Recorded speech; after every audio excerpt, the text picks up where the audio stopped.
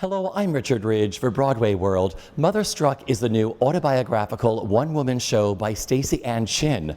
Under the direction of Cynthia Nixon, it will begin performances on September 24th in the Lynn RedgraveTheater here at the Culture Project, where we dropped by for a chat. I mean, what a wonderful way to kick off your 20th season. How did it all start for you? So, when we moved here 16 years ago, one of the first artists that I was exposed to downtown was Staceyann in a slam poetry event, and her work was so thrilling to me that I really had chills down my spine when I heard her, and I said, "This is an artist whose voice we want to have as part of our way of contributing to the way we define the civil society going forward. It needs a larger context than slam poetry in order for that to happen."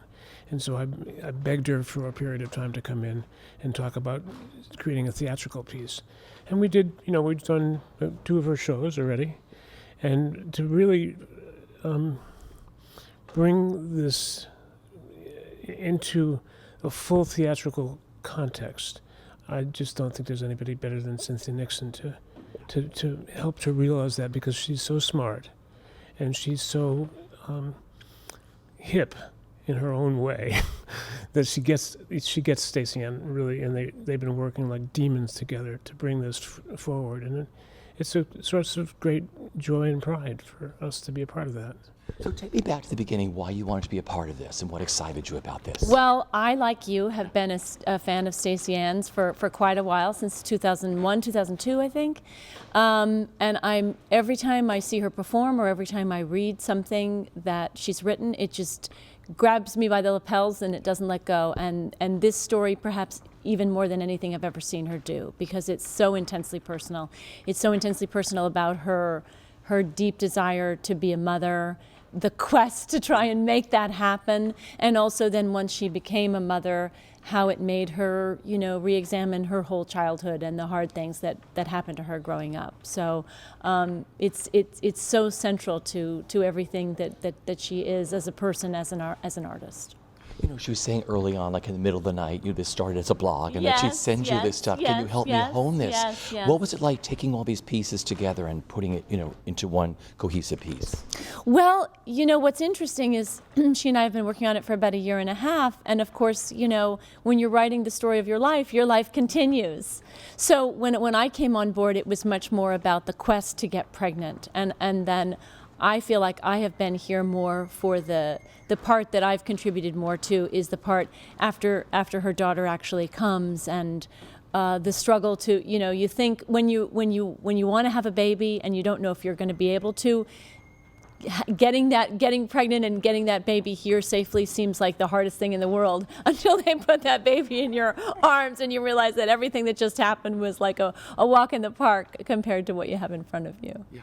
This is such an important piece. Everything you go after, like you made your directorial debut, of course, at New Group with Rashida speaking. You look for very specific things, social consciousness, don't you, with the pieces you look for? I look for a piece that I respond to, because I feel if I'm going to respond to it, a lot of other people are going to respond to it. I look for things that move me, that make me cry, that make me laugh, and that make me see the world in a different way than I've ever seen it before, and that's certainly true of MotherStruck. Tell me how you came about to write this piece. I'm a memoir writer. I write about things that are happening in my life, and sometimes the thing is very interesting and sometimes not so much. But whatever it is, I write about it, and so I had a kid. I went on this journey to try and become a mom, and it was such a crazy up and down, like crazy journey that I started blogging for the Huffington Post to get through it. And then those blogs became so well read and so kind of cliffhanger in the way that they were unfolding, that when the baby arrived, I thought to myself, I have to do something with them. So I put them together and tried to make sense of it, and then more stuff happened, and then here we are. I've done other shows here at the Culture Project, but I think this one is particularly interesting because it's such a universal story. It's about mommyhood and parenthood, and how do you keep living after this kid arrives, and how do you keep being interesting, and how do you make the right choice for yourself and for the kid, and you know, what experts do you listen to, and how do you go about having a kid when you haven't really been focused on having a kid your whole life, and then you look up and you're like, oh my goodness, it's at least a 10.5 hour, and then you're like, oh my God, I have to get this done. Well, let's talk about your collaboration with Cynthia Nixon. What that's been like working with her. Collaborations are so special. What's it been like for you two?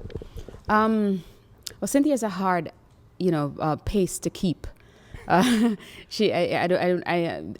trying to start the rumor that she never ever sleeps, but she's a hard worker, and she cares very much about the stories that she gets involved with, and I think she cares very much about this story, and I think she's been an incredible person with the script. We've been working at the script together for a really long time, and now we're working at the making the script leap off the page. And I think she's, definitely moved me from a person who, just has presence on stage and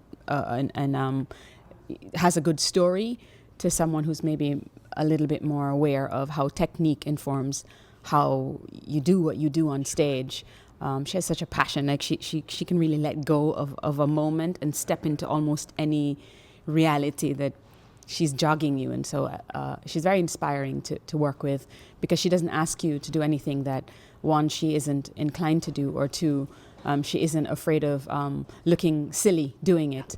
And that really allows you to at least try the thing, even that you're saying like, oh God, I would never want to do that. She asks you and you're like, okay, unwillingly, but you try it, and you often things open up and it becomes amazing.